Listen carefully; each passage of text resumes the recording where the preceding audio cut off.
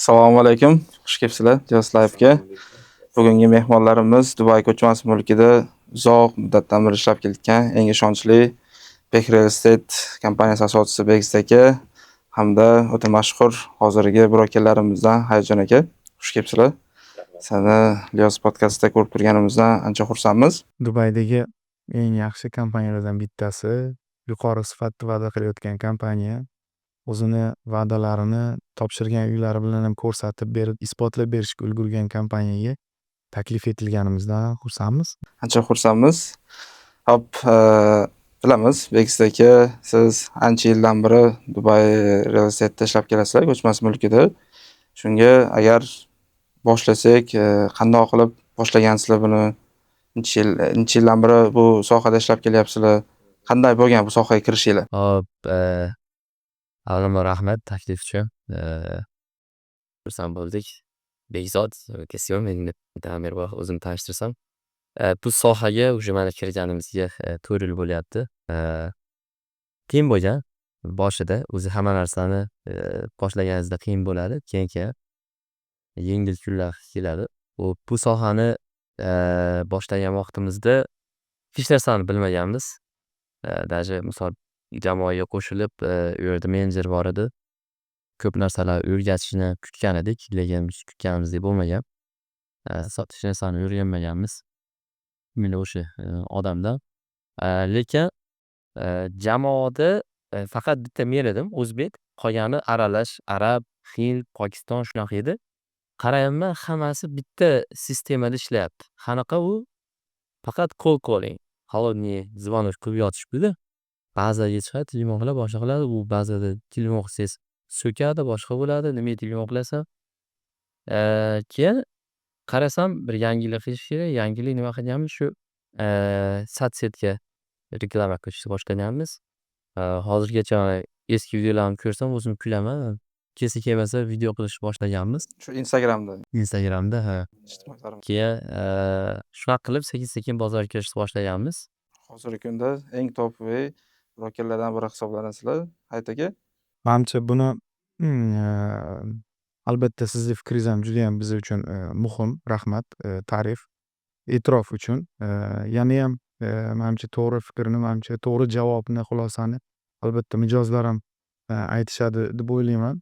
Chunki bizni ishimiz shunaqa kasbki, siz faoliyat olib borayotgan, biz faoliyat olib borayotgan sohamiz, to'g'ri, bu bizga mehnatimiz ortidan daromad keltiradigan, rizq olib keladigan soha ish, lekin asosiy tomoni bu bizga murojaat qilayotgan insonlarni, shu mijozlarni ko'plab yillar davomida o'sha mehnat ortidan topgan mablag'larini ishonchli joyga sarflanishi, daromad keltiriladigan, foyda olib keladigan ko'chmas mulkka investitsiya kiritilishida asosiy shu mas'ul odam sifatida faoliyat olib boramiz. Shu tomonlama ham bu juda nima deydi, mas'uliyati juda yuqori hisoblanadi. Shularni hammasini hisobga olgan holda ham o'zimizni qiziqishimiz, ham o'sha yaxshi insonlar, do'stlarimizni o'sha takliflari, yordam ko'maklari bilan kirganman men ham shu sohaga. Bekzod akaga o'xshagan vaziyat, o'xshashlik bo'lgan menda ham. Birinchi kirgan kompaniyamda suriyaliklarning kompaniyasida ishlardik. Juda ko'p narsa bilimlarni olganmiz. Asosiy o'sha baza, fundament ana shu yerda o'rganganman, lekin bizda shunaqa narsa bo'lar ekan, xuddi Bekzod aka aytgandek, qayergadir borsak, inson tabiati balki shunaqadir, biz nimadir kutamiz birinchi. Shu kutganimiz, kutuvimiz o'zini oqlamagandan keyingina o'zimiz harakatga o'tamiz. Aslida tushunib yetganim shu bo'ldi. Hech narsa qayerda, qaysi sohada bo'lishidan qat'iy nazar, inson o'zi hech narsani kutish kerak emas. Maqsad qo'yish kerak. Maqsad yo'lida rejalarni aniqlab olish kerak. Shundan keyin harakat boshlash kerak. Kutish orqali bir 3-4 oydan ziyod vaqtim o'tib ketib qolgan. Qarasam, vaqt qaytmaydi. Shundan keyin harakat boshlangan. Birinchi asosiy men o'ylayman, natijaga olib kelgan narsa bu muhit. Muhit juda ham muhim hisoblanar ekan. Qayerda bo'lishingiz, kimlarning orasida bo'lishingiz, muvaffaqiyatli insonlarning oldida bo'lishingiz, ko'proq o'sha natijaga erishayotgan, o'sha natijasini sizga ham ulashishni xohlayotgan insonlarning oldida bo'lishingiz sizni tezroq maqsadingizga olib boradi. Shu birgalikda ishlab Shu energiya ta'sir qiladi. Bilmaganlarimizdan o'rganamiz, so'raymiz. Hozirgi kunda shu o'zbeklar jamoasi sifatida Dubaydagi o'zbekistonliklar jamoasi sifatida eng o'sha ko'p sonli jamoa a'zolariga ega bo'lgan kompaniyalardan bittasi. Uzoq muddatlik mehnat, tajriba bu natija ko'rsatadi albatta. Aka, shu 4 yil ichida albatta bilamiz sizni qanchalik haligi ishonchli klientlar oldida birinchi bo'lib qilgan zilkeli. Tushunmasimmi? Yo'q, qandoq bo'lgan? Misol uchun baribir birinchisi eng haligi nima deydi, muhim eshik ochilishi hisoblanadi-ku, birinchisi baribir oson bo'lmagan. To'ppa-to'g'ri.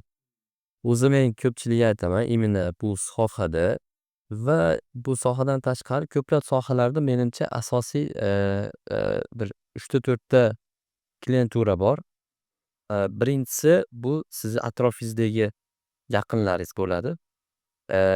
Ikkinchisi bu sizni networkingiz bo'ladi. Ya'ni sizni biladigan odamlar bo'ladi. Uchinchisi hozirgi vaqtda juda kuchlisi deb bilaman bu satset. Mana shu internet orqali o'zingizni shaxsiy brendingiz bo'lsa, ko'plab bir bizneslar yurgizsangiz bo'ladi. Bizda ham xuddi shunaqa bo'lgan. Endi bu sohada o'zi oson emas. Birinchi сделкani men 4 oyda qilganman. Juda qiyin bo'lgan. 4 oy ungacha har xil xayollar, to'xtasammikan, nima qilsamikan, расход, Dubayda endi yashash oson emas. Har oy kamida $2000-3000 расход qilasiz. Birinchi сделка 4 oyda bo'lgan. Summasi $450,000lik kvartira sotganman. И endi uni komissiyasini o'ylab qo'ying, 6 oydan keyin olganman. Xullas shunaqa 10 oy keyin bo'lgan. Birinchi sotdim degani bilan ham mana daromadga kirdimi? Sразу olmaysiz pulni. U 5 oy, 6 oylab ketadi-da. Ko'pchilikda shu tomonlar ham bo'ladi. Endi ko'chmas mulk sohasi katta pul aylanadi deyiladi bu sohada. Kirdim уже xudo xolisa boy bo'lib ketaman. Yaxshi niyat avvalo, lekin qiyinchiliklarga ham Hammadan bor rost. hammada mana ustozlarimiz bor, qancha o'sha o'zimizda yurtdoshlarimiz bo'lgan akalarimiz bor, Dubayda faoliyat olib borayotgan havas qilgan insonlarimiz bor. Bekzod akaga havas qilib shu jamoaga qo'shilganlardan bittasiman. Xuddi shunaqa kimdan eshitgan bo'lsak ham sohaga kirdimi, albatta hamma bosqichlarini ko'rib chiqqan. U xotirasini so'raysiz baribir, tajribada qanaqa bo'lgan. Mana xuddi shu bergan savolingizni ko'pchilikdan so'raganman. Birinchi savdo juda muhim. Ana shu birinchi savdo hammada har xil. Avvalo rizq va omad, albatta sizni harakatingizga bog'liq. Men suhbatlashgan insonlarning orasida birinchi sohaga kirib kelgan kunni o'zida sotganlar ham bor. Ya'ni kirgan vaqtini o'zida boya ta'kidlab o'tdim, shu jamoa, muhit juda muhim. Zo'r kompaniyada o'sha yaxshi sifatli mijozlar, ma'lumotlarga ega bo'lgan kompaniyaga kirib qolganligi omadi bo'lgan. Tayyor unga raqam berilgan. Tayyor klient. To'g'rirog'i o'sha shu sohada ishlab yurgan tajribali insonni mijozi bo'lgan. Bekzod akaning mijozi edi. Do'stimiz Sardorbekka shu sohaga kirganlardan savdo bo'lgan. Yangi O'zbekistonda Andijon viloyatidan Dubayga kelyapti, sohaga kiryapti. Tayyor mijozni olyapti, savdo amalga osh. Shu bilan bugungi kunda misol sizni o'zingizni kompaniyangizdan ham 15 million dirhamlik katta savdolar bo'lgan. Endi shu sohadagi hozirgi kunda zo'r natija qilib kelayotgan mutaxassislardan bittasi. O'zim bo'lsa birinchi savdoyim sohaga kirgan kunimdan boshlab 4-kompaniyamda kompaniya nimasida sanaydigan bo'lsak, vaqt bo'yicha sanasak 7-oyda birinchi savdoyimni amalga oshirganman. Juda uzoq vaqt olgan. Emotsiyalar qanaqa bo'lgan aka birinchisida? Emotsiyalar uni har bittasi ko'p nima etaplardan o'tasiz, o'zgarasiz. Birinchi boshida havas etapidan o'tasiz, yonasiz, ishtiyoqingiz kuchli, ana bo'ladi natija. Birinchi bum yo'q, o'xshamaydi hech narsa. Ikkinchi yo'q. O'sha vaqt o'tavergan sari o'rtada shunaqa vaziyatlar bo'ladi. Birdan odam qanaqadir bir kunda ertalab uyg'ondingiz o'zgarib qolasiz. Shu soha balki qaytsami, meniki emas. Boshqa odamga aylanib uyg'onasiz. Sizga emotsiyasi nima bo'lgan? Vaqt uzoqroq bo'lib ketib qolganda menda u сделка, ya'ni savdo juda sog'inchli bo'lgan. Shuning uchun birinchi o'sha mijozimiz bilan bo'lgan suhbatdan boshlab ishonch juda kam bo'lgan menda. Ya'ni shu savdo bo'lib ketishiga juda ham ishonib olmaganman. Lekin suhbatlashgan vaqtimizdan to savdo bitishigacha bo'lgan davr juda ham qisqa, bir 3-4 kunning ichida, bukvalniy 3-4 kunning ichida birinchi marta tanishib turgan inson bilan savdo bo'lib ketgan juda katta U summani aytadigan bo'lsak, kichkina summa emas. $600,000 ziyodroq turadigan sotilgan. Ya'ni bu ham avvalo o'sha baribir boya Bekzod aka ham ijtimoiy tarmoqlarni ham aytdilar. Shu birinchi savdogacha ham ijtimoiy tarmoqlardagi siz videolaringizni, misol qilinayotgan harakatlaringizni juda ko'pchilik ko'rib turar ekan, kuzatib, boshqalar bilan solishtirib, sizni o'ziz tutishingiz, bilimingiz hammasini bir ko'rgandan keyingina sizga murojaat qiladi. Ya'ni savdo sohasi, ayniqsa shu ko'chmas mulk sohasi birinchi navbatda mutaxassisni tanlaydi. Ya'ni siz o'zingizni sota olishingiz kerak. O'zingiz sifatingiz, ishonchga loyiq insonmisiz? Katta summa bilan bog'liq bo'ladigan, misol sizdan ko'chmas mulk xarid qilinyapti. Bilimingiz shu sohada yetarlimi? Hammasini ko'rib, tahlil qilgan insonlar keyin sizga murojaat qiladi. O'zini havasidagi, orzusidagi uyni olish uchun. Shu birinchi emotsiya menda boshida ishonchsiz, lekin juda katta xursandchilik bilan bo'lgan. Unda ham baribir ancha uzoq vaqt o'tgan. Oson bo'lmagan. Komissiyasi 6 oy o'tdi adashmasam. Menikida u komissiya birga olganmizmi? 7 oy savdogacha, komissiya olgungacha 6 oy. Shu jami 1,5 yil, 1 yildan oshiq, 13 oy. Begiz aka, mana siz eng tajribali brokerlardan biri hisoblanasiz. Sizga o'sha bitta сделкani yopish uchun eng uzoq muddat sarflagan klientingiz deylik, misol uchun, yoki o'sha eng klientga sarflagan uzoq muddatingiz. Misol uchun ko'pchilik o'ylaydi, misol uchun bugun klient keldi, ertaga yopaman deb o'ylaydi. Lekin uni ustida ishlar, shuning uchun haligi sizda eng uzoq muddat sarflaganingiz. Ikki xil vaziyat bor. Eng uzoq deganingizda bir xil mijoz bor. Misol uchun hozir puli bor, lekin proyektni tanlashga ko'p vaqt ketadi. Yana misol uchun ba'zi bir mijoz bor, olmoqchi, lekin aytaylik qanchadir muddat uni o'ziga kerak. Mana shu ikkita ssenariyo bor. Birinchi ssenariyda mijoz tayyor, puli hamma narsasi bor, lekin proyekt tanlayapti. Har xil agentlar bilan gaplashyapman, 10lab agentlar bilan gaplashayotgan vaqt qo'ygan. 3 oy vaqt ketgan ana shu mijozimizga. Juda ko'plab loyihalar ko'rganmiz. Shu dengiz bo'yi birinchi liniya bo'lishi kerak edi. Oxiri atrofimdagi realtorlar buni puli yo'q, olmaydi deb shunaqa gap ham bo'lgan edi. Yo'q, oladi, puli bor odam deganman. Shunaqa qilib 3 oy vaqt ketgan. Shunga yarasha $830,000lik uy olganmiz ularga. Ikkinchi ssenariydagi mijozimiz puli bor, hamma narsasi bor, lekin o'zi tayyor emas edi. Ular bilan tanishib, boshqa bo'lib, yaqin bir oilaviy do'st bo'lib ketganmiz. 2 yil vaqt ketgan. 2 yil. 2 yil vaqt ketgan, lekin Qancha yaqin bo'lsa shuncha uzoq vaqt bo'ladi. shunga yarasha $1,450,000 atrofida g'alaba olganmiz. Hayotbek aka. Mana bu o'zi ikkita qiziqarli holat bilan ta'riflab beray. Sal boshqacharoq ko'rinishda. Deylik, o'sha mijozlar bilan gaplashilgan muddat bo'yicha so'rayapsiz-da. Ikki xilni aytaman. Bittasi, ikkita eng uzog'ini tanladim. Hozir endi xotirani eslab tanlab oldim. Ikkita eng uzog'i. Bittasi 8 oy, bittasi 1,5 yil. Faqat bittasida muvaffaqiyatli savdo bo'lgan. Ya'ni qanaqa? 8 oy deganim sanasigacha esimda. Birinchi marta murojaat qilganlarida 5-yanvar 2025-yildagi mijozimiz, o'tgan yilgi savdoyimiz. Savdo shu mijozimiz bilan 11-noyabrda amalga oshirilgan. Ya'ni yilni boshida tanishdik, suhbatlashdik, yil davomida gaplashdik, noyabrda uy olindi. Bu men uchun juda ham uzoq bo'lgan. Ya'ni o'rtada bahorda, yozda, kuzda tez gaplashib turiladi. Har xil loyihalar haqida videolar qo'yasiz, har safar so'raladi, Dubay haqida ma'lumotlar beriladi. Lekin savdo misol uzoq vaqt oladi. Bu ham ko'plab menimcha faktorlar bo'lsa kerak. Ya'ni o'sha mijozni o'zini tayyorlashi, ishonch, moddiy tomonlama tayyorgarlik. Ikkinchisi, xuddi shundan 2 barobar uzoqroq ham muddat bo'lgan, 1,5 yildan ziyodroq vaqt, lekin mijoz bilan savdo bo'lmagan. Dubay haqida boshidan oxirigacha hamma etaplardan o'tganmiz. Juda yaqin munosabat savdo bo'lgungacha kelgan joyda nimadir vaziyat bo'libdi-da. Ularga o'sha umuman bosh to'lovsiz loyiha haqida ma'lumot berib qolishibdi. Shundan xarid qilganlar. Yaxshi loyiha. Ularga endi shu qulay bo'lgan. Nasib. Albatta. Nahot.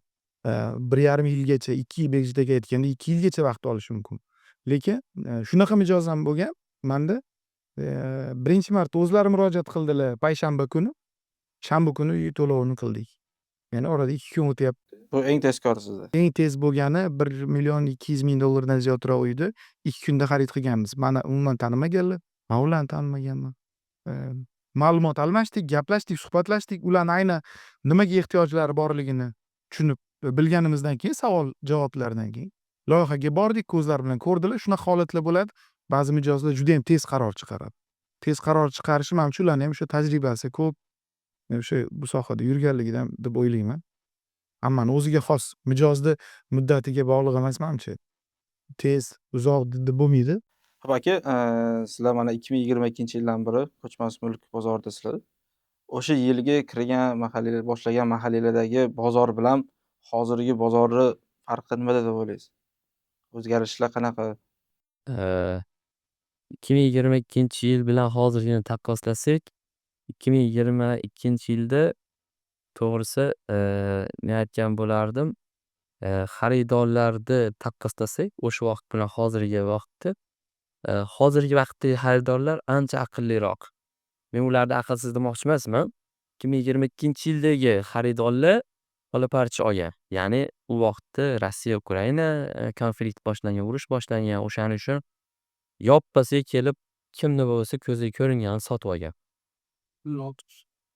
Pulini olib tutish uchun. Lekin hozirgi holatda odamlar уже sekin chirtib o'sha vaziyatni ko'rganlar bor, o'sha vaziyatdan o'rganganlar bor. Endi hozirgi holatda odamlar sekin shoshmasdan tanlab, kerak bo'lsa bitta emas, bir o'nlab realtorlar bilan gaplashib, keyin olyapti. Asosiy farq mana shunda deb bilaman. Narx-navoga kelsak ham, hozirgi vaqtda o'sha 2022-yildagi narxda oladigan vaqti deb bilaman.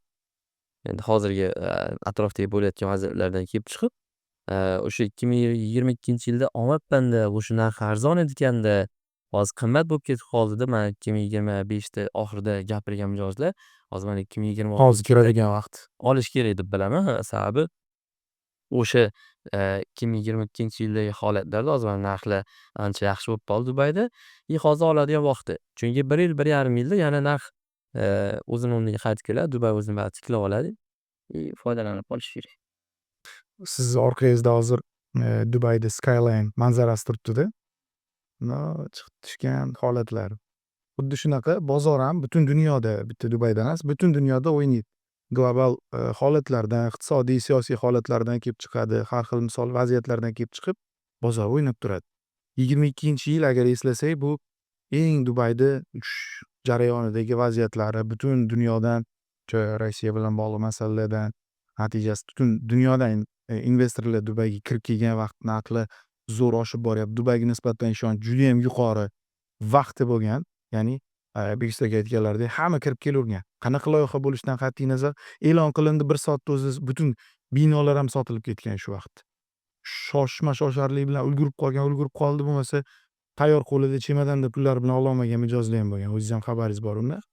Hozir Dubayda shunaqa vaziyat, o'rtada misol bir nechta pasti balandlarni ko'rgan, jahon iqtisodiy inqirozlarini, butun global pandemiyani ko'rgan Dubay, bir nechta qiyinchiliklardan o'zini zo'r oqlab kelgan Dubayda ham yana bir hozirgi bir butun dunyo nazarida qaraydigan bo'lsak, sinovli holatlardan bittasi. Shu holat endi mijozlar bo'yicha ta'riflaydigan bo'lsak, kimlar qanaqa farq qiladi? 22-yilda hamma qiziqqan, hamma Dubay eng zo'r deb xarid qilgan mijozlar kelgan bo'lsa, hozirda Dubayga ishongan, Dubayda shu vaqtgacha bosib o'tgan yo'lini ko'rgan, qiyinchiliklardan avvalgidanda zo'r bo'lib kelganiga guvohi bo'lgan mijozlar, investorlar hali ham o'zini mablag'larini ishonchli o'sha mamlakat joy sifatida yo'naltirishda davom etyapti. Yana ham bitta o'zgarish bo'ldi, kuzatganim shu bo'ldi. Ko'p qavatli uylardan ham ko'ra ko'proq yana ham qiziqish ortgan hozir Dubayda hovli uylarga. Villa townhouse'lar.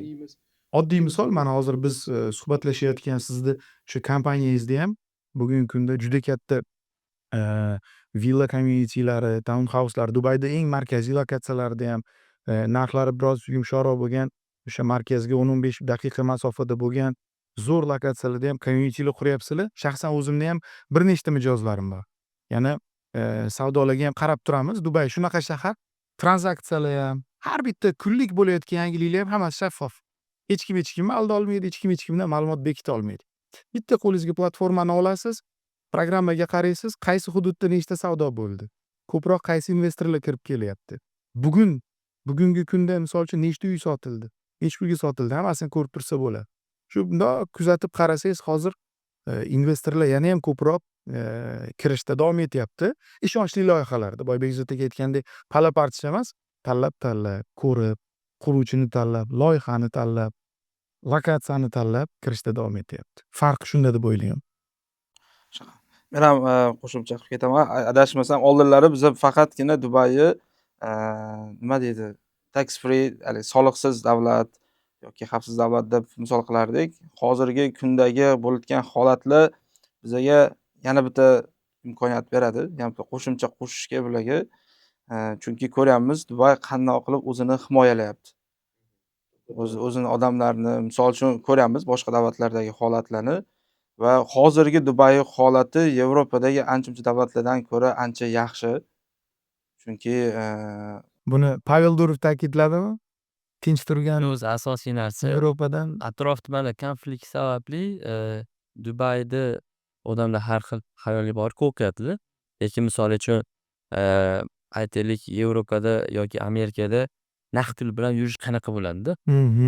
Uncha odam qo'rqadi naqd pul bilan ko'chada yurganida. Lekin Dubayda kiraversa bittani chamadonda $1 million bilan bemalol yuraverasiz-da. Men Amerikada tanishlarim bor, juda ko'pchilik taniyman. Nyu-Yorkda, Floridada yashaydiganlar bor. Ular aytadi, ko'chada bunaqa qilib bemalol Londonga o'xshab yura olmaymiz deydi. To'ppada yo'l qo'lini chopib ketadi deydi-da. Shunaqa narsa demoqchiman. Dubay o'zini ichki muhiti ancha yaxshi-da. Misol uchun ayollarga yoki umumiy qilib aytganda barcha sharoitlar yaxshi. Misol uchun public transportlardan foydalansangiz ham avtobus bo'ladi, metro bilan ayollarga alohida kabinalar qilib qo'yilgan. Yo bo'lmasa ko'chada yursa boshqa bo'lsa ham hech kim ortiqcha gap gapirmaydi-da. inson qadri. Biladi gapirsa nima bo'lishini ertaga. Natijasi. Kiraversa jarima emas, qamoqqa tashlanadi-da. Bitta ayolga mito gapirib qo'ygani uchun. Demoqchiman, har tarafdan xavfsiz bo'lib qoladi. Chunki hozirgi ijtimoiy tarmoqda ko'pchilik aytyapti, Dubaydan odam ketdi, Dubayda oziq-ovqat tanqisligi deyishyapti. Bir haftaga yetmaydi degani oziq-ovqatni. Shu bir hafta deyishganiga ham 1 oy bo'ldi. suv 3 kunda tugaydi. Endi Biz endi o'zim ham Bekzod ham ko'pchilik ham bu yerda oilaviy yashaymiz. Hech vaqt ketganimiz yo'q. Xudoga shukr, hammasi joyida, tinch. Bitta voqeani aytib beray. Hozirgi xavfsizliklar, misol boshqa davlatlar bilan juda solishtirishga yaqqol. Shaxsan o'zim kechagina guvohi bo'lgan bir voqeani aytib beraman. Hozirgi kunda endi bu vaziyatdan kelib chiqib, deyarli hamma quruvchi kompaniyalar zo'r takliflar beryapti. Bir 10 dan ziyodroq quruvchi kompaniyalarni bir joyda to'plagan ko'rgazmaga tashrif buyurdik kecha. Dubayda eng top 10 ta quruvchi kompaniyalari asosiy o'zlarini takliflarini, zo'r sharoitlar, nimalarini, narxlarini hammasini ko'rgazma qilib tashkil qilingan. Jamoa bilan bordik. Taqdimotda qatnashdik, hamma loyihalarni ko'rib chiqdik. Bir vaqt ko'zim bir sumkaga tushib qoldi.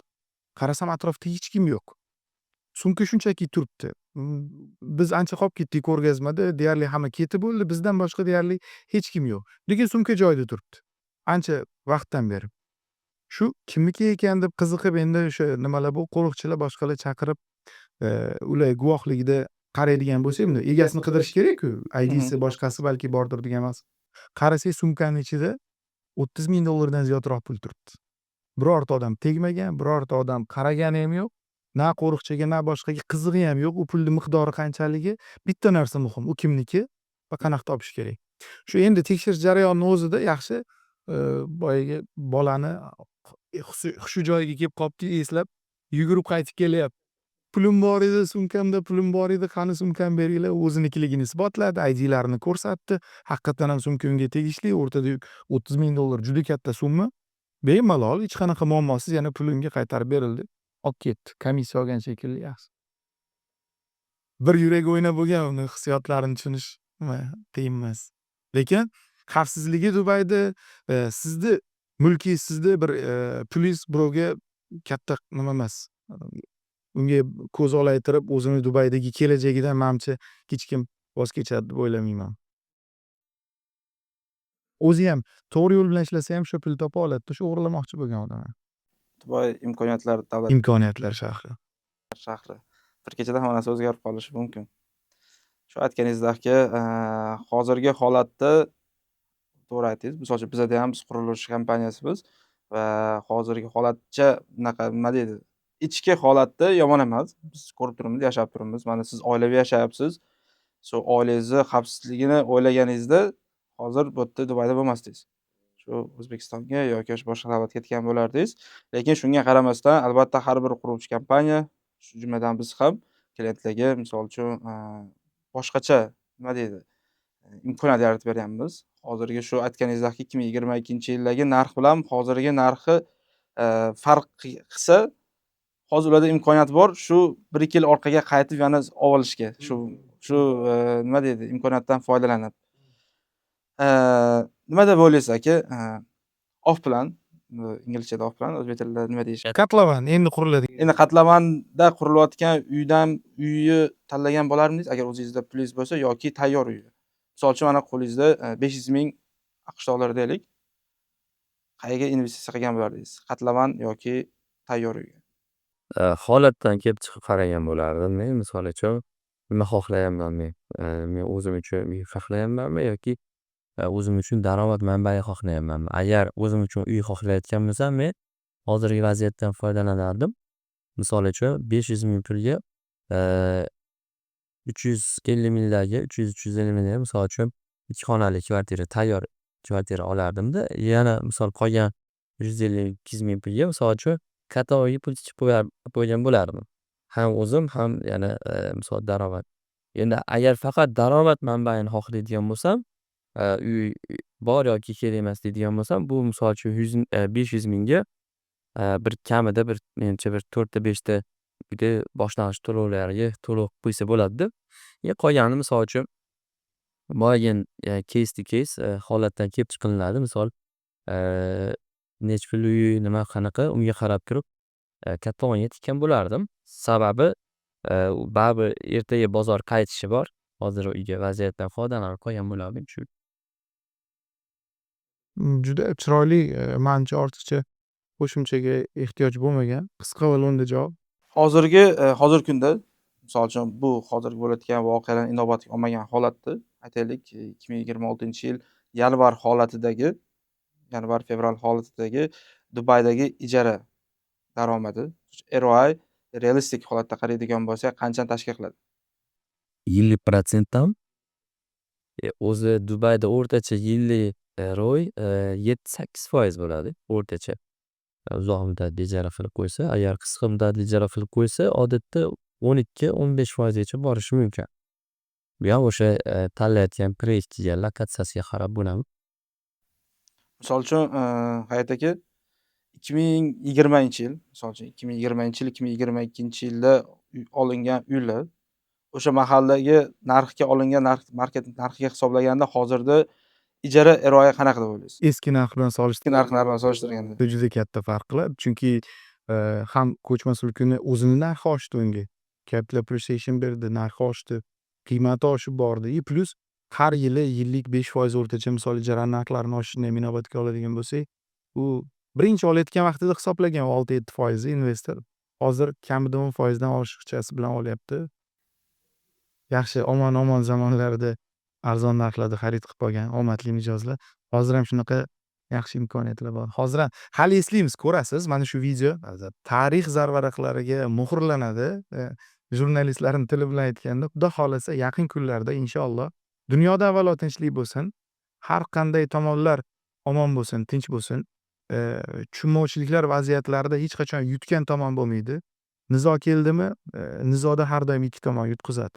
Shu uchun tarafdorman har doim hamma joyda tinchlik bo'lishini. Xudo xolasa men ishonaman bunga, avvalo o'sha yaratganni inoyati bilan. Xudo xolasa yaqin kunlarda Dubayda hammasi joy-joyiga tushib ketadi, tinch bo'ladi. Hamma quruvchilar hozir zo'r takliflarni berib turganini eslaymiz. Olib qo'ymagan ekanman deb shu vaqtda endi olib bering, o'sha shartni olib bering deyishsa, sal kech bo'lib qolishi mumkin. uchun hozir foydalanib qolish kerak. Endi mm, hamma narsani vaqti bor, zamoni bor. To'g'ri xulosa qilib, tahlil asosida analitika bilan qaror chiqaradigan vaqt. Shoshma-shosharlik ham emas, butunlay qo'rquv bilan to'xtab qolish ham kerak emas. Tahlil va qaror. Akalar, hop, hozirgi kunda klientlarga ko'chmas Dubayda ko'chmas mulk olish uchun beradigan tavsiyalar. Misol uchun nimalarga e'tibor, qaysi muddat, qanaqa, misol uchun qaysi lokatsiyalar.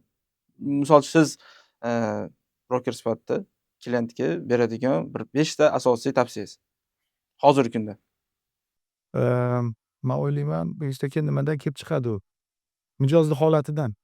Shunaqa mijoz bor, ularga eng qulayi maksimal darajada uzoq bo'lgan to'lov uslubi. Ya'ni payment plan qancha uzoq bo'lsa, oyma-oy to'lovlari qancha kam bo'lsa, ularga shu qulay. Ya'ni ularning imkoniyati, oylik summasi chegaralangan muddat masalalarida hammasi holatini bilib turibsiz, lekin sizga bu yaxshi emas, men bu yaxshi deyishingiz bu xato bo'ladi.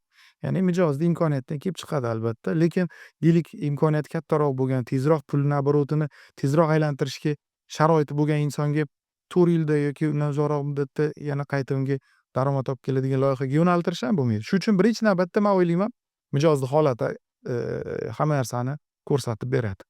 Undan keyin to'g'ri lokatsiyaga kirish, proyekt tanlash etapiga o'tiladi. Bekis aka, sizga savol emas. Yangi ko'chmas mulk bozoriga siz kabi sotuvchi bo'lib kirib kelayotgan yangi brokerlarga siz tavsiyangiz va o'zingiz qilgan xato, qaysidir xato shu 4 yil davomida va tavsiya. Bu sohaga yangi kelib kelayotganlarga tavsiya avvalambor o'ziga ishonch bo'lishi kerak deb bilaman. Ishonch bo'lmasa keyin endi til bilish kerak. Bu narsalar menimcha juda ko'p gapirilgan mavzu.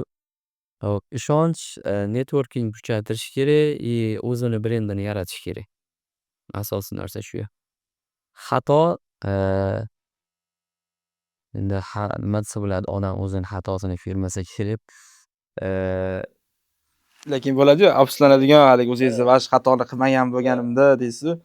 Menimcha noto'g'ri muhitga tushib qolganman boshida. O'sha boya aytganimdek, bizni menejerimiz bizga bir narsa o'rgatish kerak bo'lgan, sabab o'rgatib qolar deb yuraverganmiz. O'shani hisobiga menimcha 4 oy, 5 oy keraksa 1 yil vaqtim ketib qolgan. Sababi noto'g'ri muhitga tushib qolganlar.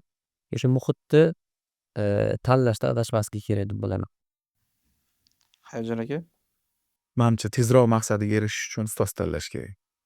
Yaxshi ustoz tanlasa, tajribasi bor insonni tanlasa, shulardan o'rganib, o'zi ham tinimsiz mehnat qilsa, albatta natija qilish imkoniyati bor. Bozor katta, karvon ko'p bo'lak. Bir inson qilgan ishni boshqa ham qila oladi. Faqat maqsadi, ya'ni oliy maqsadni to'g'ri qo'yib olish kerak deb o'ylayman. Oliy maqsadni to'g'ri qo'yib oladigan bo'lsa, ya'ni faqat manfaat uchun o'zim foyda toparkanman, shu sohada boy bo'lib ketarkanman degan maqsadda emas. O'sha ham o'zini ham o'zgani yaxshiligini, manfaatini maqsad qilib qo'yadigan bo'lsa, menimcha tezroq erishadi natijaga.